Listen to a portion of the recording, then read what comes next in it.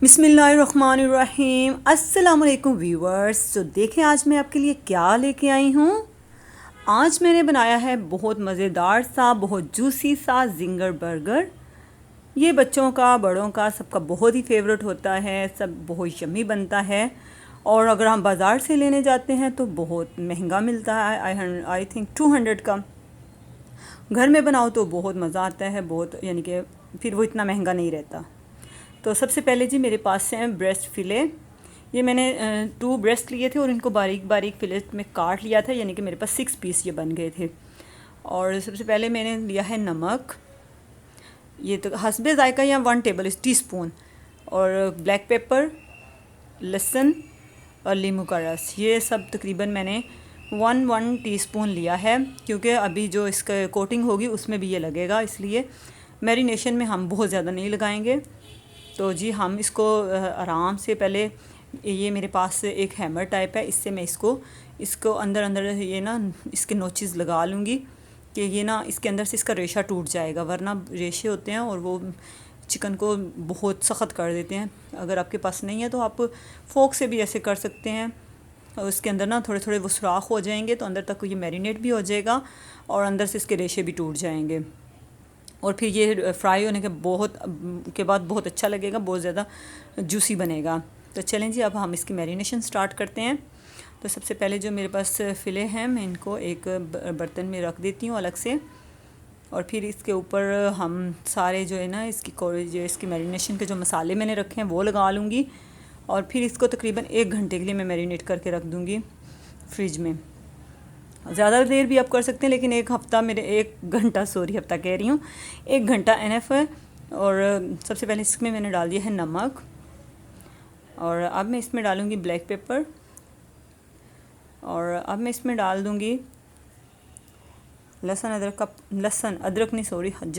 का पेस्ट और नींबू का रस। 1 नींबू बड़ा है मेरे पास, अगर छोटे हो तो 2 ले लें, लेकिन मेरा बड़ा है और जूसी है तो मैं 1 ही यूज़ कर रही हूँ। तो इसको निचोड़ के अच्छे से, और इसको मैं अच्छे से इसके ऊपर रब कर दूँगी, अच्छे से इसमें मिक्स कर दूँगी इस पूरी मैरिनेशन को, और फिर इसको मैं 1 घंटे के लिए फ्रिज में रख दूँगी। तो आपने भी ऐसे ही करना है, सारे तकरीबन ये जो इसके मसाले हैं इसके अंदर तक चले जाएंगे, तो ये बहुत अच्छा, बहुत जूसी और बहुत टेंडर सा बनेगा। देखें जी मैं इसको एक हाथ से मिक्स कर रही हूँ और एक हाथ से मैंने मोबाइल पकड़ा हुआ है, इसलिए वीडियो बना रही हूँ, तो इसलिए थोड़ा अगर हिले भी तो प्लीज़ माइंड मत कीजिएगा और वीडियो को लाइक कीजिएगा, क्योंकि हम ये जो इतनी मेहनत करते हैं आप लोगों के लिए करते हैं, ताकि आपको अच्छी से अच्छी जो रेसिपीज़ हैं वो देखने को मिले, और बहुत इजी करके, बहुत वो ज़्यादा चीज़ें डाल के, बहुत इसके स्टेप्स बना के नहीं। एक ही वो चीज़ सिंपल तरीके से भी बन जाती है, वही चीज़ मुश्किल तरीक़ों से भी बनती है, लेकिन हम चाहते हैं कि जो भी चीज़ ईज़ी तरीके से बनती है वो आपको बना के दिखाएं। तो इसके बाद हम इसकी कोल्स्ट्रा तैयार कर लेते हैं। ये मैं वो बता रही हूँ जो मैं बनाती हूँ, जो मैं अपने तरीके से तैयार करती हूँ। बाकी तो इसके बहुत सारे कोल्स्ट्रा के तरीके होते हैं, बहुत चीज़ें भी डाल सकते हैं, जस्ट कैबेज डाल के भी बनती है, लेकिन जो मैं बनाती हूँ, जो मेरे घर में पसंद की जाती है और खाई जाती है, वो 1 प्याली है मेरे पास खीरे बारीक कटे हुए, और 1 प्याली में टमाटर हैं। तकरीबन 1 टमाटर लेके उसको मैंने बारीक चॉप कर लिया था, वो डाल दिया।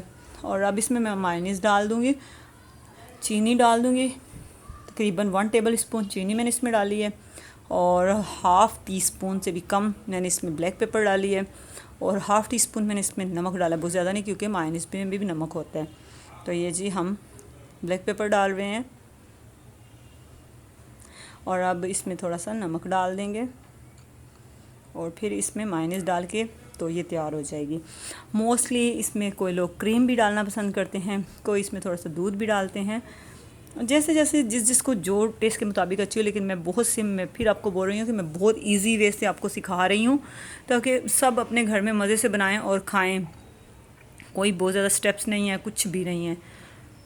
कुछ लोग तो चीज़ स्लाइस भी ऐड करते हैं, लेकिन मेरे पास चीज़ स्लाइस नहीं है, ज़रूरी नहीं है, क्योंकि हम जो बाहर से बर्गर मंगवाते हैं या ऑर्डर करते हैं उसमें कोई चीज़ वगैरह नहीं होता है, जस्ट कोल्स्ला और चिकन होता है। तो हमने भी वही ट्राई करना है जो सिंपल, जो बाज़ार से मिलता है, सिंपल जो होता है बिल्कुल तो ये हम इसको अच्छी तरह मिक्स करके और इसको फिर रैप करके रख देंगे, क्योंकि जब हम बर्गर बनाएंगे तो फिर इसके ऊपर लगाएंगे इस कोल्स्लॉ को। तो ये मैं फिर आपको बोल रही हूँ कि मैं एक हाथ से कैमरा पकड़ा हुआ है और एक हाथ से मैं इसको मिक्स कर रही हूँ। तो ये मेरे पास है मैदा, सिंपल मैदा होता है, इसमें कुछ भी नहीं मैंने डाला। और इसमें मैं थोड़ा सा नमक हस्बे ज़ायका और थोड़ी सी ब्लैक पेपर डालूँगी। बहुत ज़्यादा अगर अपने स्पाइसी करना है तो ज़्यादा डाल सकते हैं जस्ट, और कुछ भी इसमें नहीं डलेगा और इसी की कोटिंग होगी और वो कोटिंग बहुत मज़े की लगती है। आप ज़रूर ट्राई कीजिएगा और फिर मुझे कमेंट बॉक्स में बताइएगा कि आपका ये बर्गर कैसा बना है। ना मैंने इसमें कॉर्नफ्लोर डाला है, ना मैंने इसमें चावल का आटा डाला है। ये देखिए सिंपली हम इसको पहले हल्के हाथ से इस मैदे में कोट कर लेंगे और फिर इसको पानी में रखेंगे और फिर वापस दूसरी दफ़ा कोट करके फिर इसको फ्राई करेंगे। बस जस्ट बहुत सिंपल, बहुत इजी ये तरीका है। और इस तरीके से लोग अक्सर घबराते हैं कि इतने वो स्टेप्स होते हैं, कैसे करेंगे, कैसे बनाएंगे। तो जी जो मैं तरीके से बता रही हूँ सबसे इजी तरीका है और आपको कोई देर नहीं लगेगा, फ़ौरन आपका दिल करेगा कि आप भी इसको बनाएं। इतना महंगा बर्गर अगर हम बाहर से मंगवाने से बेहतर है कि हम उसी में सारे तकरीबन 6 मैंने बनाए थे, और अगर मैं वो बाज़ार से मंगवाती तो मेरा तकरीबन 1300-1400 लग जाना था।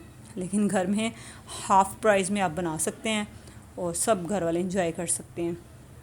चलिए जी, मैंने इसको बिल्कुल हल्के हाथ से किया है प्रेस, बहुत ज़्यादा दबा के प्रेस नहीं मैंने किया, ताकि इसके ऊपर ये अच्छे कोटिंग। अब इसको झटक लेंगे, ये झाड़ लेंगे और अब हम इसको डायरेक्ट डालेंगे गरम ऑयल की कढ़ाई में। ये मैंने ऑयल गर्म होना रखा हुआ है, देखें आप देख सकते हैं कितना गर्म है कि फ़ौरन उसमें रखते ही फ़ौरन बबल्स बन गए हैं। और अब इसमें तो इसको हम फ्राई होने देंगे, इसको बिल्कुल नहीं छड़ेंगे। जब एक साइड से ये पक जाएगा यानी कि ब्राउन हो जाएगा तो हम इसकी साइड चेंज करेंगे। ऐसे मैं और भी इसमें डाल देती हूँ। देखिए तकरीबन मैंने 4 पीस डाल दिए हैं और ये मैं इनकी साइड अब चेंज कर रही हूँ। देखिए कितने क्रिस्पी अभी से ही लग रहे हैं और इसकी स्मेल भी बहुत अच्छी आ रही है। ऐसा दिल कर रहा है कि बस अभी से इसको निकाल के और खा लें। ये ऊपर से फुल क्रिस्पी और अंदर से फुल जूसी थे। चलें जी, अब जब दोनों साइड से हो जाएंगे अब हमने इसको निकाल लिया है और देखें ये कितने मज़े के लग रहे हैं। ये मेरे पास बंद है, तेल वाले हैं आप भी, और ये कोल्स्लॉ है। अब हम इसको असेंबल करते हैं। केचप भी है मेरे पास, किसी भी कंपनी का ले सकते हैं। अब हम इनको असेंबल करते हैं। तो हम सबसे पहले थोड़ा सा ऑयल डाल के तवे पे इनको थोड़ा सा टॉस्ट कर लेते हैं। बहुत ज़्यादा ब्राउन नहीं करना, बहुत ज़्यादा ऑयल नहीं डालना, क्योंकि इनको फ्राई नहीं करना, इनको जस्ट टॉस्ट करना है ताकि वो इस पर थोड़ा सा क्रंची पाना आ जाए अंदर की तरफ भी और बाहर की तरफ, दोनों साइड से। तो देखें हमने इनको टॉस कर लिया था। अब हम इस पे लगाएंगे, सबसे पहले कोल्स्लॉ लगाएंगे और असेंबलिंग आप अपनी मर्ज़ी से कर सकते हैं। अब इसमें आप जो भी ऐड करना चाहें, जैसे कि चीज़ स्लाइस, जो भी आप ऐड करना चाहें कर सकते हैं। बस जस्ट आपका पीस अच्छा होना चाहिए। देखें कितने ये कुरकुरे से बने हैं ये मेरे पीस। अब इसके ऊपर मैं केचप लगाऊंगी। आप चाहें तो इसके ऊपर चीज़ सॉस भी लगा सकते हैं, वो आप इसके ऊपर चिली सॉस भी लगा सकते हैं, कुछ भी लगा सकते हैं, चिली गार्लिक सॉस भी लगा सकते हैं, मायोनीज़ भी लगा सकते हैं अलग से। तो अब हम इसको बंद कर रहे हैं। तो ये बहुत मज़ेदार से हमारे जिंगर बर्गर तैयार हो चुके हैं। आप भी बनाइएगा। अगर आपको ये वीडियो अच्छी लगे तो प्लीज़ वीडियो को लाइक करें, चैनल को सब्सक्राइब करें, फ्रेंड्स एंड फैमिली मेम्बर्स के साथ शेयर भी करें और हमें फ़ीडबैक दिया करें कमेंट बॉक्स में, ताकि इससे हमारी हौसला अफजाई भी होती है और हमें अच्छा भी लगता है, क्योंकि हम बहुत मेहनत कर रहे हैं इस गर्मी के सीज़न में जब टेम्परेचर तकरीबन 40 होता है और किचन में जाने को दिल बिल्कुल भी नहीं करता। लेकिन फिर भी इसके बावजूद ये जितने भी यूट्यूबर्स हैं जो किचन का काम करते हैं उनको सबको सलाम है, क्योंकि वो बहुत मेहनत वाला काम कर रहे हैं। तो प्लीज़ आप भी ऐसे ही किया करें। आपकी बहुत मेहरबानी। इसके साथ इजाज़त दीजिए। अपना बहुत सारा ख्याल रखिएगा, दुआओं में याद रखिएगा। अल्लाह हाफिज़।